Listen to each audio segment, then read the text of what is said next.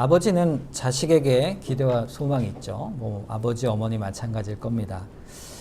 우리 육신의 부모는 자녀를 낳고 또 사랑하며 또 이 아이들이 잘 되고 또 잘 살아가기를 우리는 기대하고 소망을 하죠. 그래서 아이들을 잘못된 길로 갈 때 야단도 치기도 하고 또 잘한 것들을 칭찬하고 예뻐하며 잘 키워 나갑니다. 그게 부모의 마음이 아니겠습니까? 우리가 예수님을 믿고 나서는 역시 하나님의 자녀가 되었습니다. 하나님께서도 우리를 향해서 소망이 있으신 것이죠. 기대가 있으신 것이에요. 하나님께서 우리에게 간절히 바라는 어떤 기대와 소망이 있으신 거예요. 그게 뭘까요? 그것은 바로 변화입니다. 변화. 우리가 바뀌어가는 것을 원하십니다. 그 소망은 하나님이 그 선하신 뜻대로 우리를 결국 바꾸어 내시는 그러한 일이고 또 그것을 원하시는 것입니다. 그 간절한 하나님의 소망으로 하나님은 열심으로 우리를 이끌어 가세요. 그 하나님의 소망, 그 기대, 우리를 향한 변화의 소망이 무엇인가? 그 선하신 뜻이 무엇인가? 오늘 본문은 그것을 우리에게 말씀해 주고 있습니다. 하나님께서는 우리를 바꾸시길 원하셔서요. 우리에게 변해라. 이렇게 명령하고 계십니다. 이 변화라는 것은요. 내가 너희를 향한 뜻이다. 이렇게 말씀하세요. 이게 무엇에서부터 그럼 변하는 것일까? 우리가 어디서 어디로 변하기를 원하시는가? 이것이 이제 우리가 본문에서 그 답을 찾을 수가 있습니다. 14절 말씀 보세요. 너희가 순종하는 자식처럼 전에 알지 못할 때에 따르던 너희 사욕을 본받지 말고 그랬어요. 그러니까 하나님은 우리가 변하길 원하시는데 그 변화는 이전에 주님을 알기 이전에 그리스도의 은혜를 알기 이전에 살았던 우리의 모든 생각을 바꾸시는 것을 원하시는 것이에요. 즉 하나님이 우리의 주인이 아니었던 그 생각, 내가 내 주인이었던 생각이죠. 그 생각에서 하나님께서 나의 아버지시요 나의 구주이심을 생각하는 생각으로 바꾸시기를 원하시는 거예요. 그래서 14절에 보면 너희 마음에 사욕을 본받지 말라 그랬어요. 사욕을 본받지. 이 사욕이란 단어는요. 아주 악한 욕심을 얘기해요. 이 악한 욕심이면서 욕망이죠. 욕망. 근데 이것은요. 금지된 것에 대한 욕망을 말합니다. 이 금지된 것. 하나님의 법에 있어서 하나님 말씀에 있어서 하나님이 기뻐하시지 않는 하나님이 싫어하시는 것을 추구하던 그 과거에 살던 세상의 욕심과 사욕을 돌이키라, 변화하라 이렇게 말씀하고 있는 거예요. 그 고집을 우리가 고집이 있잖아요. 그런 고집을 버리고 변화하라는 거예요. 어떻게 무엇으로 변화하는 걸까요? 15절 오직 너희를 부르신 거룩한 이처럼 너희도 모든 행실에 거룩한 자가 되라. 하나님 바라시는 거룩 그것이 바로 변화의 본질입니다. 거룩은 결국 뭘까요? 신자됨의 또 하나님의 자녀됨의 본질 그 본질이 바로 거룩이다 이렇게 말씀하세요. 그러니까요 거룩은 신자니까 좀 거룩해지면 좋지 좀 거룩해야겠다 이렇게 선택하는 선택이 아니라는 거예요. 이 신자라면 반드시 그 있어야 하는 본질이 뭐냐 그것이 바로 거룩입니다. 왜 그럴까요? 16절 기록되었으되 내가 거룩하니 너희도 거룩할지어다 하셨느니라 그랬어요. 얼마나 놀라운 말씀입니까? 내가 거룩하니 너희도 거룩하라. 여기서 내가 또 너희가 이렇게 말씀해야 내가는 뭐고 너희는 뭘까요? 내가는 바로 아버지 하나님을 말씀하시죠. 아버지 우리의 하나님. 너희는 누굴까요? 자녀된 우리죠. 우리입니다. 그러니까요, 이 내가 거룩하니 너희도 거룩하는 말씀은요, 그냥 하나님께서 야 거룩해라 이렇게 그냥 말씀하신 게 아니고 이 관계를 근거로 말씀하시는 거예요. 무슨 관계? 내가 아버지요, 너희는 나의 자녀니, 너희는 나를 닮아 거룩하라 이렇게 말씀하시는 말씀입니다. 여러분, 부모와 자식 간의 관계는 아주 유기적이고 필연적인 관계예요. 그러니까 그 관계는 끊을래야 끊을 수 없는, 안 닮을래야 안 닮을 수 없는, 닮는 게 당연한 거죠. 당연한 것이, 이건 선택의 문제가 아니고 자녀가 되면 당연히 부모를 닮아가는 거예요. 그것이 하나님이 우리를 향해서 나를 닮으라 거룩하라 이렇게 말씀하시는 우리를 향한 하나님의 기대요, 소망인 것입니다. 여러분, 이 기대가 얼마나 중요하냐면요, 반대로 생각해 보는 거예요. 하나님께서 내가 거룩하니 너희도 거룩하라 말씀하실 때에는 너희가 내 자녀인지 아닌지 그것을 분별할 기준을 우리에게 주신 거예요. 그게 뭡니까? 너희가 나를 닮느냐 안 닮느냐 이거예요. 그것이 뭘까요? 거룩이라. 여러분, 아이들을 딱 보면요, 아 쟤는 안 봐도 쟤는 누구 아이구나 이렇게 보일 때가 있잖아요. 딱 생김새가 똑같죠. 제 예빈이 얼굴을 딱 보면 제 얼굴이 보이지 않습니까? 이렇게 딱 보이잖아요. 그렇죠? 말투, 행동, 또는 성품, 버릇, 또는 눈, 코, 입의 모양, 이런 외형적인 모습만으로도 아, 쟤는 부모가 누구구나, 누굴 닮았구나 이렇게 볼 수 있어요. 예빈이가 사실 저를 많이 닮았는데, 예빈이 미안해 자꾸 얘기해서, 엄마는 잘 안 닮았다 이렇게 말씀들을 많이 하시는데요, 예빈이가 엄마를 닮았습니다. 발가락이 닮았어요. 이 가운데 두 번째 발가락이 이렇게 제일 길어요. 그리고 또 닮은 데 한 군데 있는데 뒤통수가 닮았어요. 이렇게 만져주면 이렇게 딱 똑같이 닮았거든요. 그러니까 이런 생각이 드는 거죠. 아, 이 아이가 부모의 자녀인 걸 어떻게 합니까? 아, 닮아가니까 하는 거예요. 이 아이의 모습이. 하다못해 이 작은 것도 아, 닮는 걸 보면 부모의 마음이 어때요? 아, 얘가 이것도 날 닮았네. 그래서 기쁨이 있지 않습니까? 이 녀석이 발가락도 날 닮았구나. 이러면서 아이를 보며 흐뭇해하는 것이 부모의 마음이잖아요. 하나님께서 네가 나의 자녀구나 그렇게 알고자 하실 때 무엇을 보실까요? 그것을 뭘 보실까요? 얼굴을 봅니까? 하나님을 닮았어요, 우리가? 하나님을 어떻게 우리가 닮았다 할까요? 거룩이죠, 거룩. 네가 내 자녀이니 내가 거룩하니 너희도 거룩하라. 하나님이요, 그걸 보실 때 어떠실까요? 너무 기뻐하시는 거예요. 너무 기뻐하시는 거예요. 여러분, 그러니까 거룩한 삶을 살지 않고 거룩을 자신의 삶 속에 열매 맺지 않으면서 하나님의 눈을 속일 수 있을까요? 하나님의 자녀가 될 것이라 기대하는 것은요, 그것은 정령코 되지 않는 일입니다. 아비가 자녀를 몰라볼 리가 없는 것이죠.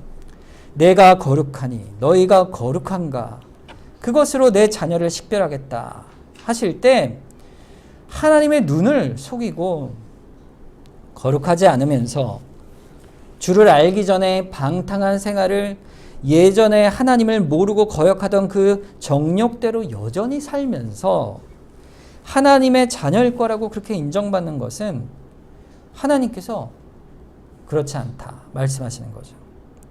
왜 그럴까요? 왜 그럴까요? 오늘 본문 17절을 보세요.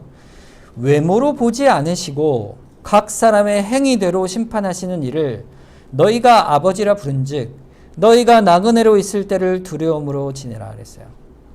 하나님께서요, 외모를 보지 않기 때문입니다. 이게 무슨 뜻일까요? 외모를 보지 않는다. 겉모양, 겉의 행실, 눈으로 볼 때 그럴듯해 보이는 그러한 행위와 종교적인 모습들, 그것이 아니라 하나님이 거룩함을 보실 때 어디를 보시냐면 우리의 내면과 우리의 마음의 중심을 보신다는 거예요. 중심을 보신다. 하나님께서 그 성품을 닮아가는, 거룩한 성품을 닮아가는 중심을 보신다는 겁니다. 그 사실을 보심에 결코 치우치심이 없다 이 말이에요. 그러니 하나님을 속일 생각은 결코 말하라 이것이죠. 하나님은 우리 마음의 행위와 동기를 정확하게 아시는 분이세요. 모르실까요? 우리의 행위대로 우리 마음의 모든 것들을 아시는 분이십니다. 그러면 우리가 어떻게 살아야겠습니까? 17절 뒤에 보면 너희가 나그네로 있을 때를 두려움으로 지내라 그랬어요. 우리가 어떻게 살아야 되느냐 할 때 하나님의 거룩한 백성으로 살아갈 때, 이 땅을 살아갈 때 그것을 어떻게 사는 인생이냐 할 때 나그네 인생이다 이렇게 먼저 말씀하십니다. 너희가 나그네 인생을 사는 줄을 알아라 그렇게 얘기하는 거예요. 우리가 이 땅을 사는 것이 종착역이 여기가 아니고 우리는 이 인생을 거쳐서 우리의 고향이요 본향이요 아버지 집에 갈 그 날이 있다 이것입니다. 주님이 계시는 그곳 영원한 하나님의 낙원 주님이 재림하시는 그날 새하늘과 새 땅 우리에게 영원한 기쁨과 희락을 주시고 그 복을 누리게 하실 그 약속과 소망이 있는 그곳이 우리에게 있는 거예요. 그런데 그 뒤에 말을 보세요. 이 인생의 나그네 일을 어떻게 살라고요? 두려움으로 살라 그랬어요. 여러분 두려움으로 산다는 말의 뜻이 뭘까요? 벌벌 떨면서 아유 내가 세상이 무서워 이렇게 하면서 짓눌려 살라. 고통하며 아프며 비탄하며 살라. 걱정 가운데 살라. 그런 뜻이 아닙니다. 이 두려움으로 산다는 뜻은 그 나그네란 말과 같은 말이에요. 나그네로 산다는 것이 두려움으로 사는 인생이에요. 그러면 나그네로 산다는 말의 뜻이 뭐냐? 우리의 삶의 터전이 이 세상이 아니요. 내 집이 이곳이 아니요. 내 집의 고향이 주님이 계신 아버지가 계신 하나님의 나라라. 여러분 그러니까 여러분 다른 집에 손님으로 갔다 생각해 보세요. 여러분 나그네예요. 가서 남의 집에 잠시 묵어 갑니다. 그러면 어떻게 살겠어요? 아 편하다 그러고 그냥 내 편한 대로 그냥 살겠어요? 그렇지 않죠. 나름 편하게 지낸다 하더라도 나름 긴장하며 살지 않겠어요? 제가 아주 존경하는 목사님이 이런 말을 하신 적이 있어요. 미국에서 9년 동안 신학 공부를 하시고 돌아오셨는데 이분에게 자녀가 둘이 있어요. 둘째가 아들인데 3살 때 미국을 간 거예요. 9년 동안 거기 있었으니까 꽤 오래 있었죠. 근데 이 아이하고 이제 귀국을 하는데 아이가 이 공항 냄새가 너무 좋아요. 아 여기가 진짜 내 고향인 것 같아요. 그래서 그렇게 얘기를 하더래요. 그 어릴 때 갔는데 여러분 생각해 보세요. 3살 때 갔는데 한국이 기억이 나겠어요? 안 나죠. 그러면서 거기 미국 말을 배우고 미국 문화에 살아가고 완전 미국인처럼 살아간 아이인데 이 아이가 그곳에서도 그렇게 미국인처럼 살았음에도 긴장감이 있었다는 거예요. 왜 긴장했을까요? 이 부모 때문이겠죠. 부모는 어때요? 어릴 때 아이들처럼 영어를 잘하진 못하잖아요. 발음도 억양도 그렇고 그러니까 아이가 자라면서 부끄러워했다는 거예요. 그러니까 아빠가 선생님하고 얘기를 많이 안 했으면 좋겠고 또 괜히 이렇게 아빠 엄마가 보이면 좋지 않고 그러니까 이제 좀 부끄러워했다 그래요. 그러면서 아이가 부모를 보면서 아 내가 미국에서는 나그네인가 보다 이런 생각을 가진 것 같아요. 그러다 한 가지 사건이 일어납니다. 그게 뭐냐면 9.11 테러 사건이었어요. 그 사건이 있고 나서 학교에서 아이들에게 미국 독립선언문 이런 거 이제 쓰라고 하고 그러면서 아이에게 너도 미국인이니까 어떻게 미국인으로서 살아야겠느냐 이런 이제 장문을 쓰게 했다고 해요. 그런데 이 아이가 나는 한국 사람이니까 이렇게 쓸 이유가 없습니다. 이렇게 대답을 했대요. 그러니까 선생님이 그때부터 선생님이 좀 그렇죠. 이 아이를 아주 어렵게 대한 거예요. 그러니까 아이가 마음에 내가 외국인이구나, 나그네구나 이걸 안 거죠. 그러니까 이 아이가 긴장하면서 산 거예요. 그 9년을. 그러니까 돌아오니까 어때요? 아버지 집에 고향 땅에 돌아오니까 너무 좋은 거예요. 아이가 그 어린 나이에 한국에 살아보지도 않았는데. 여러분 그것이 바로 나그네 인생 아니겠어요? 주께서 우리에게 나그네 삶을 살아라. 두려움으로 지내라. 그렇게 긴장하면서 살아가라 하는 거예요.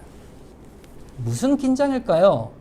이 세상에서 영적인 긴장을 놓지 말라는 것이죠. 이 세상에 모든 살아가는 방식대로 휩쓸려 넋을 놓고 정신없이 그곳에 살아가다가 그저 그러다 끝나지 말고 저들과 내가 어떻게 다른가를 생각하라. 하나님이 보시는 관점에서 생각하고 하나님을 닮아 아버지를 닮아 그렇게 거룩하게 살아가는 것. 그것이 우리의 인생이다 이렇게 얘기해요. 히브리서 11장 13절 14절에 이 믿음장이잖아요. 이 믿음으로 살아온 모든 사람들의 인생을 이렇게 얘기합니다. 이 사람들은 다 믿음을 따라 죽었으며 약속을 받지 못하였으되 그것들을 멀리서 보고 환영하며 또 땅에서는 외국인과 나그네임을 증언하였으니 그들이 이같이 말하는 것은 자기들이 본향 찾는 자들임을 나타냈다 그랬어요. 누구를 어디를 찾는 자요? 본향, 아버지 집을 찾는 자요. 이 땅을 열심히 살죠.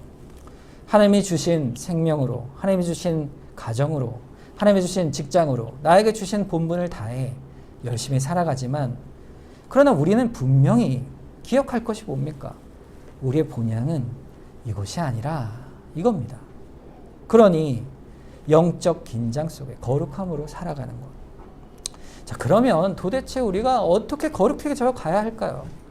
우리에게 주신 거룩이 도대체 뭘까요? 딱 두 가지예요. 첫 번째는 이겁니다. 19절 말씀이에요.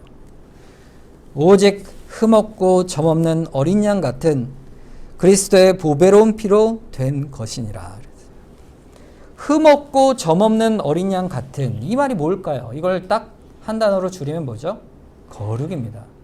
흠이 없고 점이 없는 어린 양 같은 그 거룩한 그리스도의 피, 그 거룩한 주의 보혈, 그것이 바로 우리의 거룩입니다. 거룩이에요. 그것으로 된 것이라 그랬어요. 이미 됐다고 선언하는 거예요. 우리가 거룩하게 되었다 이렇게 선언하는데 그 거룩 무엇이 되었을까요? 18절 너희가 알거니와 너희 조상이 물려준 헛된 행실에서 대속함을 받은 것은 은이나 금같이 없어질 것으로 된 것이 아니라 그랬어요.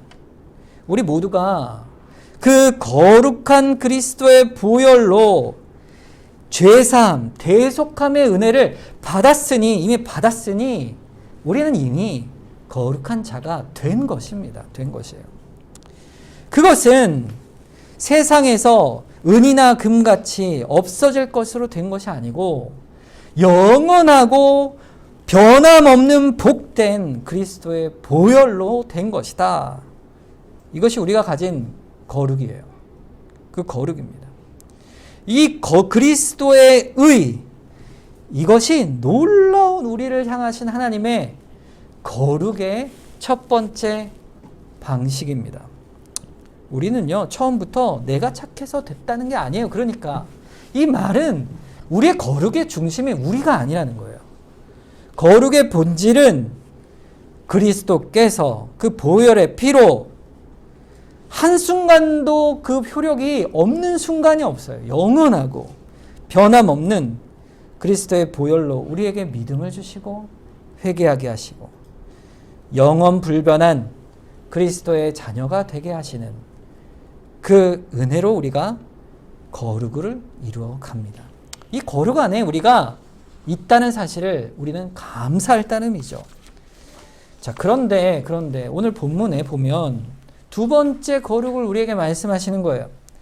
하나님께서는 그 거룩한 우리에게 또다시 말씀하시길 내가 거룩하니 너희도 거룩하라 이렇게 말씀하실 때 아까 뭐라 그랬습니까? 변화를 원하신다 그러셨잖아요. 이 변화가 바로 거룩한 우리에게 주시는 두 번째 변화의 거룩함입니다. 한번 생각해 보세요. 우리가 하나님 앞에 거룩한 존재가 된 것이 우리로 말미암은 것이 아니라고 했잖아요. 그렇다면 우리는 그리스도의 은혜로 말미암아 거룩한 자로 서 있습니다. 그런데 그렇다 할지라도 사실 실제로 우리 내면을 한번 보세요. 우리가 어떻습니까? 죄의 소욕이 여전히 있고 또 죄를 범하는 일이 여전히 있잖아요. 그런데 아버지 하나님이 내가 거룩하게 하였은즉 거룩하게 되라고 말씀하시니 이 말씀이 모순이 아닙니까? 내가 너희를 거룩하게 하였는데 이미 또 거룩해져라 이렇게 말씀하시니 하나님 이게 도대체 무슨 말씀입니까? 이렇게 말할 수 있잖아요. 여러분, 이 거룩하게 되라 이 말씀은요, 결국 하나님께서 우리에게 주신 완전한 거룩한 신분을 우리에게 이미 주셨어요. 여러분, 우리는요 영원히 변하지 않는 하나님의 자녀입니다. 그 신분이 그렇게 변한 거예요. 그게 거룩한 자녀죠.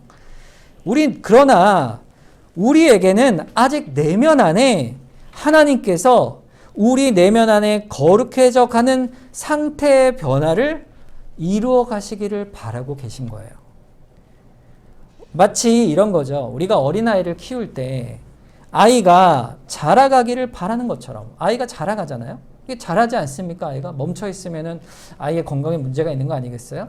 근데 우리가 보통 아이들, 자녀를 키울 때 우리가 자라기를 소망하는 만큼 아이들은 또 자라갑니다. 한 해가 지나면 그만큼 자라가죠. 하나님께서는 이미 우리가 자랄 것을 다 알고 계세요. 그런데 그 자라가기를 하나님이 계획하신 가운데 바라보고 계신 거예요. 우리는 온전하지 못합니다. 우리는 온전하지 못해요. 우리 연약하기 때문에 항상 마음에 하나님 앞에 죄스러움이 있고 부담이 있어요. 그러나 하나님께서는 우리가 반드시 변화되고 변화시키시기를 원하시고 계세요. 이것은요, 하나님의 굳은 결심이에요. 하나님의 작정하신 일이에요. 그것은 결코 어긋나는 일이 없는 거예요. 하나님은 자기를 사랑하는 자녀들을 반드시 거룩하게 하시려고 작정하셨습니다. 그거 언제 하셨을까요? 창세 전에. 하나님이 우리를 각각 불러내셔서 거룩해 하시려고 작정하신 것이죠. 굳은 결심으로 여러분을 그리스도의 피로 완전히 거룩한 자녀로 불러내셔서 하나님의 자녀를 삼으시고 오늘날까지 붙들고 계시고 앞으로도 그렇게 변화시켜 가실 것입니다.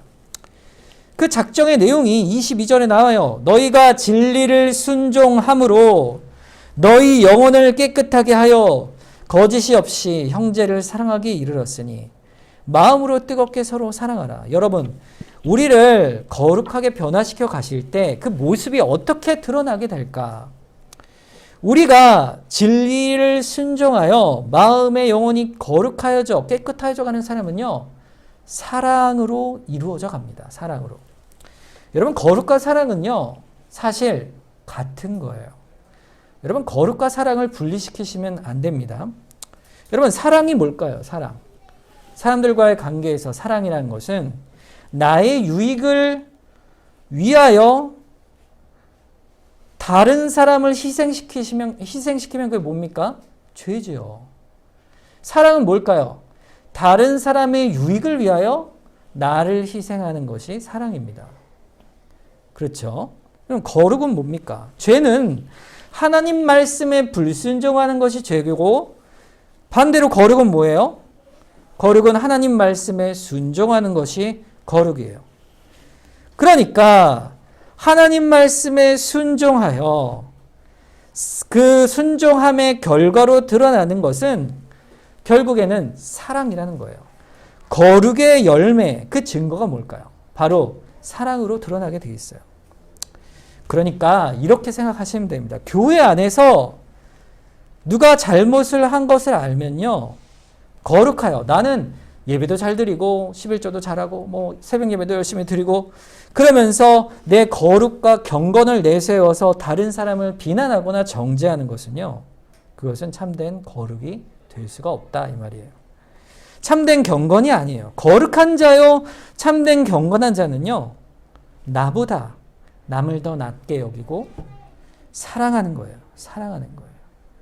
거룩한 자의 열매입니다. 그래서 선을 이루어가는 거예요.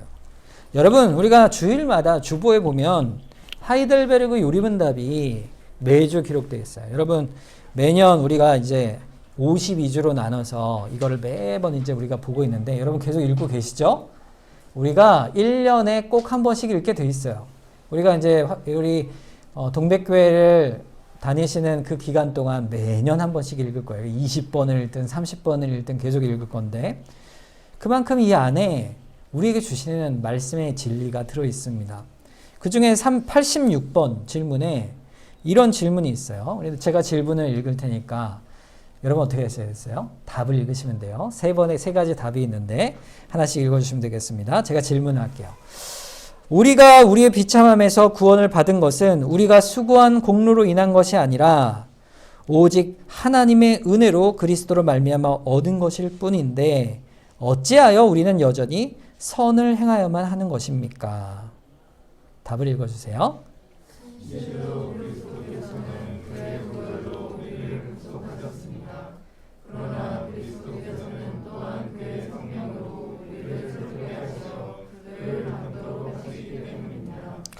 하나님께서 우리를 구원하셔서 거룩해 하셨는데 왜 우리는 또 거룩한 선을 계속 이루어야 합니까? 이렇게 묻는 질문이에요. 그때 첫 번째 답은 뭐냐면 바로 하나님께서 우리를 친히 하나님께서 친히 우리를 구원하여 내시고 그를 닮아 가도록 불러내셨기 때문입니다. 이게 첫 번째 답이에요. 하나님께서 열심으로 하나님이 소망하셔서 하나님이 친히 우리 한 명 한 명을 불러내셔서 자녀를 삼으셨기 때문에 그래서 우리에게 나를 닮으라 그래서 그리스도를 닮아가게 하시고 성령으로 우리를 새롭게 하시기 때문이다. 이게 첫 번째 답이에요. 자, 두 번째를 볼까요? 자, 한번 읽어보시죠. 시작.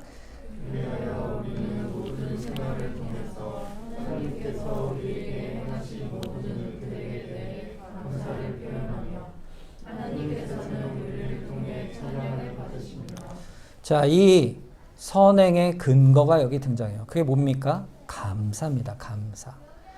여러분, 우리가 왜 선을 행해 나갈까요? 하나님이 주신 것이 있기 때문에 우리가 선을 행하는 거예요. 뭐 때문에? 하나님이 우리에게 베푸신 크신 구원의 은혜, 하나님이 우리에게 지금 살아가는 동안에 베푸신 많은 은혜, 거기에 감사하기 때문이에요. 여러분, 근데 우리가 그러지 못할 때가 많잖아요. 많잖아요.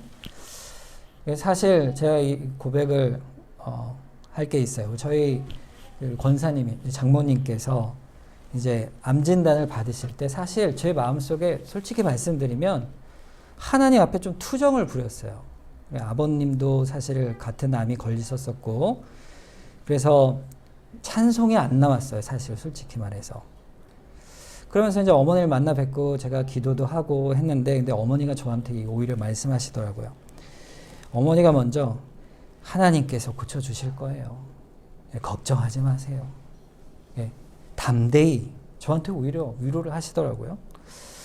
그리고 예배하실 때 보면 찬송하시고 열심히 감사하시고 그리고 수술이 다행히 잘 돼서 또 감사했습니다. 그때 제가 감사했는데 제가 왜 이 말씀을 드리냐면요. 여러분 제 믿음이 좋은 사람이 어떤 사람일까? 장성한 사람이 어떤 사람일까? 어려움이 닥쳤을 때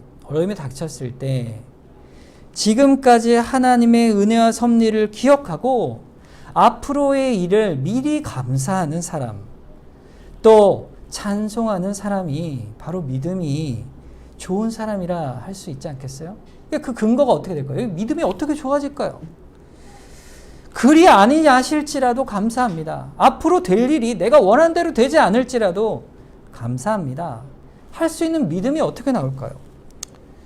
그것은 하나님의 주신 은혜를 아는 사람만 그렇게 감사할 수가 있어요. 그리스도께 받은 구원의 은혜를 깊이 알고 하나님께서 날 구원하셨으니 내가 어찌하든 감사합니다. 지금까지 발걸음 인생을 하나님께서 붙들어 주셨는데 앞으로도 붙들어 주실 것이니 감사합니다. 또 지금 내가 당한 일로 더 큰 어려움을 당할지라도 앞으로 내가 영원한 하나님 나라에 임할 것이니 그 은혜에 또 감사합니다. 찬송합니다. 그 감사가 결국에는 거룩으로 나아가는 믿음의 모습으로 우리가 나아갈 수가 있는 근거가 되는 것이죠. 자, 세 번째 볼까요? 그래서 그 결과가 뭡니까? 세 번째, 아울러 우리 각 사람은 선행의 열매를 통해 자신의 믿음을 확신케 되고 우리의 이웃들도 또한 우리의 경건한 삶으로 인하여 그리스도께로 인도하여. 여러분, 이게 참 놀라운 일이에요. 여러분, 구원의 확신을 가지고 계시죠? 구원에 대한 확신이 언제 강하게 될까요? 여러분, 감사하고 거룩해 하여져 갈 때 구원의 확신이 듭니다. 여러분, 죄를 지을 때 구원의 확신이 들까요? 그럴 수 없죠. 주의 말씀을 순종하며 그것을 확인하고 감사하고 하나님이 나에게 주신 은혜를 감사하고 찬송할 때 구원에 대한 확신이 우리에게 더 강렬하게 드는 것이에요. 그러나 죄 가운데 있으면 그럴 수가 없는 것이죠. 죄 가운데 여전히 있으면 내가 구원을 받았나? 이렇게 의심할 수밖에 없는 거예요. 감사의 내면적 동기가 없으니 그 중심을 보시는 하나님 앞에서 거짓된 것일 수밖에 없는 것이죠. 그 구원의 확신이 있을 때 주변 사람들로 하여금 그 경건한 삶에 복음을 전하는 그리스도에게로 인도하는 놀라운 그러한 복음의 역사까지 그 삶에서 이루어갈 수가 있는 거예요. 여러분, 우리가 왜 거룩한 삶을 살아야 할까요? 그리스도께서 이미 우리를 그 보혈의 피로 하나님의 거룩한 자녀로 삼았음에도 불구하고 우리가 왜 거룩한 삶을 살아야 할까? 내가 이미 너를 거룩하게 하였으니 거룩하게 하려라, 거룩하게 되라. 그것은 우리로 하여금 그리스도를 닮아, 하나님을 닮아 감사하며 우리에게 믿음의 확신을 주셔서 우리를 통하여 복음의 일들을 이루어가고 하나님을 찬송하게 하시기 위한 것입니다. 우리가 참 연약하잖아요. 넘어지고 쓰러지잖아요. 하나님, 그러면 제가 거룩하여져야 할 것인데 전 이렇게 연약한데 어떻게 우리가 거룩하여져 가겠습니까? 거기에 답을 주십니다. 23절 오늘 본문. 너희가 거듭난 것은 썩어질 씨로 된 것이 아니요 썩지 아니할 씨로 된 것이니 살아있고 항상 인한 하나님의 말씀으로 되었느니라 그랬어요. 보세요. 우리 하나님이 우리에게 내가 너희를 거룩하게 하였은즉 내가 거룩한 것처럼 너희도 거룩하라 하셨을 때 내가 할 수 없는데 어떻게 거룩합니까? 아니에요. 그렇게 하나님이 거룩하라 명령을 주실 때는요, 당연히 할 수 있는 그러한 은혜를 주시지 않겠어요? 그 변화를 기대하고 계신 거 아니겠어요? 그 방법이 뭘까요? 너희가 거듭난 것은 썩어질 씨로 된 것이 아니라 내가 너희에게 그 무기와 방편, 그 죄와 싸워 거룩하여져 갈 그 씨를 주니 그것이 뭡니까? 영원토록 있는 하나님의 말씀이에요. 그 말씀은 항상 있어요. 여러분, 하나님 나라에 가면 하나님 말씀이 없을까요? 영원합니다. 하나님 말씀이 있죠. 그리고 살아있다 그랬어요. 살아있어요. 말씀은요, 살아있어서 우리의 삶을, 죽어있는 삶을 생명으로 변화시켜 가세요. 그 역사를 성령께서 이루어 가십니다. 주의 말씀을 깨닫게 하시고 하나님의 은혜의 도우심을 구하면 하나님 말씀대로 살도록 도와주소서. 저는 죄인입니다. 붙들면 성령께서 우리에게 은혜로 도우시는 은혜로 함께해 주시는 거예요. 그게 하나님이 주신 약속입니다. 이 약속을 통해 우리를 거룩해 하시겠다. 반드시 거룩해 하시겠다. 말씀하신 것입니다. 오늘 말씀의 결론을 맺겠습니다. 우리가 오늘 이 말씀을 통해 두 가지를 잘 기억하셔야 돼요. 내가 거룩하니 너희도 거룩하라. 이 말씀은 첫 번째는 하나님의 자녀로 주를 믿어 서 있는 여러분의 거룩한 신분은 결코 변함이 없다는 사실이에요. 왜냐하면 그것은 우리로 말미암은 것이 아니고 주의 은혜로 말미암은 것이기 때문입니다. 그것을 굳게 여러분은 확신하시고 믿으셔야 돼요. 우리가 연초가 되면 올해 우리가 성경 읽기도 열심히 하고 다시 묵상집도 열심히 하고 기도도 계획해서 우리가 이제 릴레이 기도도 하니까 또 더 열심히 해야지. 또 교회 봉사도 우리가 맡게 되니 더 열심히 해야지. 이게 결단하고 교회의 더 사랑의 교제와 전도와 구제와 여러 가지 일들을 우리가 다짐하고 경건의 거룩의 결단을 하죠. 근데 여러분, 며칠 전을 기억해 보세요. 우리가 연말 때는 어떻습니까? 지난 연말을 한 해를 생각할 때는 내가 참 하나님께 부족했구나, 연약했구나. 그 자책의 마음이 들죠. 내가 하나님 앞에 결단을 했지만 못 지킨 것이 이렇게 많구나. 이렇게 손으로 세게 되고, 아, 하나님 참 제가 연약하고 하나님 앞에 한 게 없습니다. 이렇게 마음이 들지 않습니까? 순간순간. 그러나 그 바랬던 만큼 이루지 못한 것 때문에 여러분 마음에 자책이 있다면 그 사실로 인해 여러분이 예수를 믿어 그리스도의 보혈로 하나님의 자녀가 된 신분이 결코 취소되지 않는다. 그것이 없다. 그 사실을 기억하시길 바랍니다. 여러분은 때때로 연약하고 자책하고 넘어지지만 여러분이 여전히 하나님께서 놓지 않는 하나님의 자녀세요. 그 사실을 마음의 확신 가운데 첫 번째로 붙드시려는 거예요. 여러분 거룩한 하나님의 자녀다.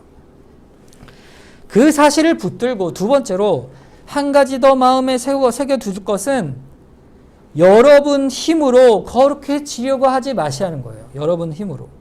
여러분 양심의 능력으로 내 노력으로 거룩해지는 것이 아니에요.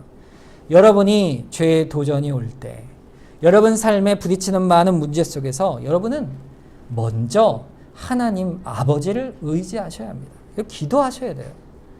우리가 이제 릴레이 기도를 하는데 이 기도를 여러분 형식적으로 뭐 하시는 분은 없겠죠. 근데 이 기도를 할 때 시간을 정해놓고 할 때는 우리가 같이 한 마음으로 기도한다 생각하고 함께 우리가 기도해 나가야 합니다. 교회를 위해, 가정을 위해, 나를 위해. 죄의 도전이 오면 말씀을 또 찾아 묵상하고 기도하고 순종하여 주께서 나를 새로운 피조물로 만드셔서 하나님의 말씀 안에 거룩하게 살아가게 하시는구나. 그걸 확신하고 주의 도우심을 구하며 성령의 은혜를 구하며 한 걸음 한 걸음 나아가면 하나님께서 반드시 여러분들을 이끌어 내십니다. 그것이 거룩하라는 명령의 약속이에요. 약속. 고린도전서 13장 우리가 외웠죠. 11절 말씀에 이런 말씀이 있어요. 내가 어렸을 때에는 말하는 것이 어린아이 같고 깨닫는 것이 어린아이와 같고 생각하는 것이 어린아이와 같다가 장성한 사람이 되어서는 어린아이를 버렸다 그랬어요. 우리가 어린아이와 같다가 장성한 어른이 된다 이 말이죠. 12절 그것이 무슨 말이냐 하면 우리가 지금은 거울로 보는 것 같이 희미하나 그때에는 얼굴과 얼굴을 대하여 볼 것이요 지금은 내가 부분적으로 아나 그때에는 주께서 나를 아신 것 같이 내가 온전히 알리라 이렇게 말씀하셨어요. 결국에는 우리가 하나님 나라의 복을 누리는 그 복이 어떤 복이냐. 여러분 이 땅에서 살아가는 동안에 우리가 아이들을 키우면 느끼는 게 있죠. 처음 아이가 태어났을 때 정말 조그만한 핏덩어리로 태어나죠. 말도 못하고 꼬물꼬물거리는 이 아이를 보면서 아, 이 아이가 도대체 언제 사람이 되려나 이렇게 생각을 하지 않습니까? 그런데 아이고 나는 이 아이 도저히 못 키우겠다. 그리고 포기하는 부모도 있지만 여러분 대부분 다 그렇지 않잖아요. 이 아기를 포기하지 않죠. 먹이고 입히고 사랑하고 돌보며 커가는 것을 기뻐하며 아이를 키워갑니다. 이 아이가 크면서 엄마, 아빠 말을 하고 걸음마를 걷고 이제 유치원 가고 초등학교 가고 그러다 어느덧 대학을 간다 이렇게 얘기하고 또 군대를 간다. 그리고 조만간 또 결혼한다 그러겠죠. 그리고 또 손주를 안겨주고 이렇게 장성하게 커갈 것입니다. 여러분 이것을 의심하십니까 혹시? 아, 우리 아이가 도대체 고등학교를 갈까? 이렇게 의심하세요? 이 아이가 도대체 키가 클까? 의심하면서 키우는 분 계세요? 어린아이지만 자라서 우리처럼 반드시 장성한 어른이 될 것을 우리는 기대하고 반드시 될 것을 소망하며 아이들을 키워갑니다. 여러분 하나님은요 우리를 보실 때 이 일들을 우리를 자녀로 보실 때 반드시 그렇게 되실 것을 기대하고 계세요. 하나님께서 우리를 향해 계획하고 확신하고 그 일하여 반드시 이루시는 것을 우리는 그것을 또한 바라보고 믿는 것입니다. 하나님께서 결국 하나님 나라에 들어갈 그날까지 우리를 하나님의 사랑 가운데 우리를 자라게 하실 것이다. 그것을 믿는 것이에요. 내가 거룩하니 너희도 거룩하라. 우리 인생 가운데 하나님께서 아버지로서 우리에게 주신 이 명령은요, 그냥 야 그렇게 돼 이렇게 던져놓은 것이 아니라 그렇게 되게 반드시 하나님의 자녀답게 하시겠다는 은혜의 선언이고 우리의 확신과 순종으로 따라라 이렇게 말씀하시는 주의 부르심인 것입니다. 여러분 올 한 해 우리가 소망할 것은 여기에 있어요. 하나님께서 우리의 아버지시고 우리가 그를 닮아갈 것을 소망하는 것입니다. 내가 거룩하니 너희도 거룩하라. 그 거룩 속에 우리가 살겠습니다. 우리가 결단을 하는 것이죠. 오늘 말씀을 우리가 기억하면서 우리가 이 시간 합심해서 한번 기도하면 좋겠습니다. 주님, 우리를 붙드시고 우리를 자녀 삼아주시니 참 감사합니다. 하나님의 뜻 가운데 우리를 거룩해 하시겠다 약속하셨으니 그 거룩으로 우리가 살아가게 하여 주시옵소서. 우리의 모든 삶 속에 주의 말씀과 성령의 은혜로 이끌어 주시는 은혜로 한 해를 또한 살아가겠사오니 붙들어 주시옵소서. 우리 한 해를 주님께 맡기면서 한번 합심해서 기도하겠습니다.